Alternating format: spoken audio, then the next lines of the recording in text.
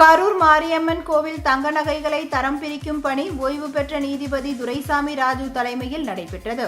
அதன்படி 10 தங்க நகை கைவினைஞர்கள் நகைகளில் உள்ள கற்கள், அரக்கு, அழுக்கு மற்றும் இதர உலோகங்கள் நீக்கப்பட்டு நிகர தங்கத்தின் எடையை கணக்கிட்டனர். இந்த பணிக்காக கோவில் அலுவலகத்தில் 6 கண்காணிப்பு கேமராக்கள் பொருத்தப்பட்டு முழு பணிகளும் வீடியோ பதிவு செய்யப்பட்டது. இந்நிகழ்வின் போது திருப்பூர் இணை ஆணையர் பரஞ்சோதி, துணை ஆணையர் ஹர்ஷினி, பரம்பரை அறங்காவலர் முத்துக்குமார் மற்றும் துறை சார்ந்த தொழில்நுட்ப உதவியாளர்கள் உடனிருந்தனர்.